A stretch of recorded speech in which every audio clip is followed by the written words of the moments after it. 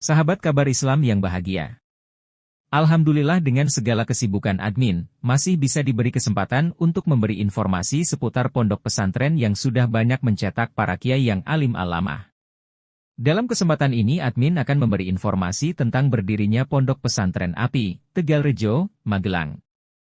Pondok Pesantren API Tegalrejo Magelang pertama berdiri berkisar tahun 1944 Masehi. Oleh K. Hudori.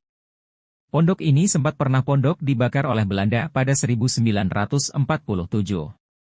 Barulah sekitar bulan Desember 1949 pesantren kembali normal dan mulai aktivitas kembali. Pondok Pesantren API sangat berkembang pesat. Model pendidikan kitab salaf dan melestarikan tradisi ulama, dulu membuat daya tarik sendiri, jumlah santrinya semakin lama semakin bertambah dan berkembang hingga pada tahun 1954 jumlah santrinya berkisar sekitar 400 santri. Setelah sekitar 33 tahun beliau mengampu para santri, tepat pada tanggal 28 Agustus pada hari Ahad beliau meninggal dunia. Pesantren pun dilanjutkan oleh putra beliau yang pertama yaitu K.H. Abdurrahman. Di bawah pengasuh Kiai Dur pesantren mulai berkembang pesat hingga tercatat pada tahun 1986 berkisar 1.300 santri. Sedangkan untuk fasilitas pun banyak yang dibenahi dan membangun beberapa komplek pesantren dengan bertambahnya jumlah santri. Pada awal tahun tepatnya 24 Januari 2011 Senin Pahing K.H. Abdurrahman CH pengasuh generasi kedua dipanggil oleh Allah Subhanahu wa Ta'ala.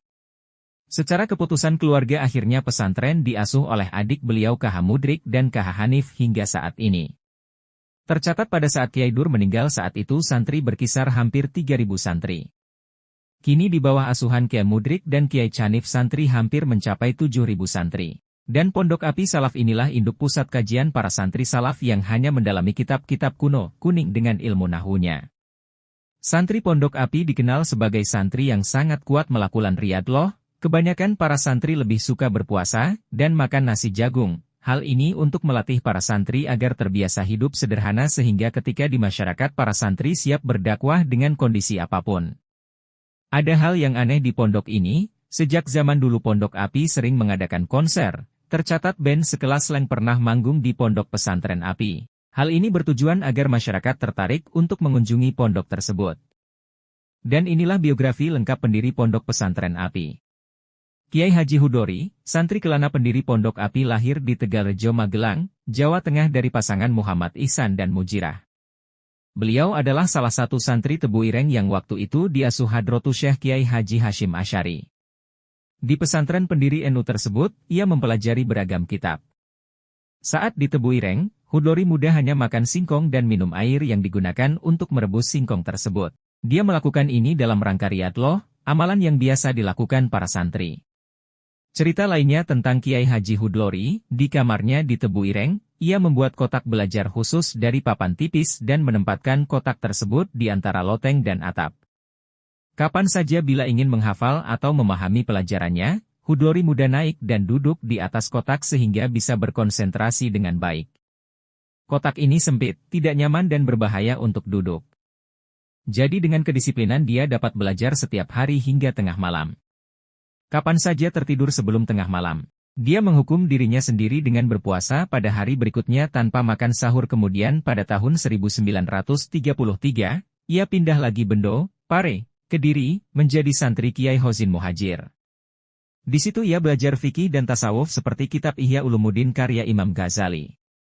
4 tahun berikutnya, ia mengaji di pesantren Sedayu, belajar ilmu membaca Al-Quran selama 7 bulan. Pada tahun 1937, ia nyantri lagi ke Lasem, Jawa Tengah, yang diasuh KH M. Asum dan KH Baidlawi. Setelah menikahi putri KH Dalharwatu Congol, ia sempat mengajar di pesantren mertuanya tersebut. Namun mengajarkan ilmu agama di kampung halamannya adalah cita-citanya yang menggebu-gebu sehingga ia selalu melakukan mujahadah dan meminta petunjuk Allah Subhanahu wa Ta'ala untuk niatnya itu. Setelah mendapat petunjuk dan membicarakan kepada mertuanya, kemudian pada 15 September 1944 KH Culori pulang kampung dan mendirikan pesantren di Tegalrejo. Masyarakat desa itu, ketika ia mendirikan pesantren, terbelah menjadi yang pro dan kontra. Kalangan yang pro gembira karena ada anak kampungnya yang menyebarkan ajaran agama.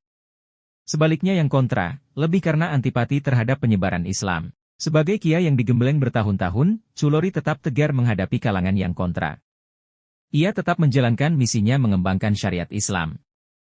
Awalnya, Chulori tak memberikan nama khusus pada pesantrennya, namun pada tahun 1947, atas saran teman-teman seperjuangannya, ia menamainya dengan Asrama Perguruan Islam, API. Nama itu merupakan hasil istiharahnya. Dengan nama itu, ia berharap santri-santrinya kelak akan jadi api penerang umat dalam kegelapan. Pada tahun 1947, ketika Belanda melakukan agresi militer, pesantren API menjadi benteng perjuangan mempertahankan kemerdekaan oleh para gerilyawan. Bahkan Chulori yang kini sudah bergelar kiai, mengizinkan santrinya untuk turut berjuang. Aktivitas belajar mengajar dihentikan untuk sementara waktu. Karena perjuangan itu diketahui Belanda, pesantrennya kemudian dibakar habis. Santri, keluarga, dan Kiai Chulori sendiri mengungsi dari satu desa ke desa lain. Kemudian di tahun 1949, ia kembali ke desanya dan membangun kembali pesantren. Pembangunan kali ini dibantu warga masyarakat yang telah bersimpati pada perjuangannya. Santri pun bertambah banyak. Pada tahun 1977, ia memiliki sekitar 1.500 santri. Di tahun tersebut, pesantren API sedang berkembang pesat, tapi di tahun itu pula Kiai Chulori dipanggil Yang Kuasa. Demikianlah biografi lengkap Pondok Pesantren API Tegalrejo dan pendirinya, semoga kabar ini bermanfaat bagi kita semua. Amin.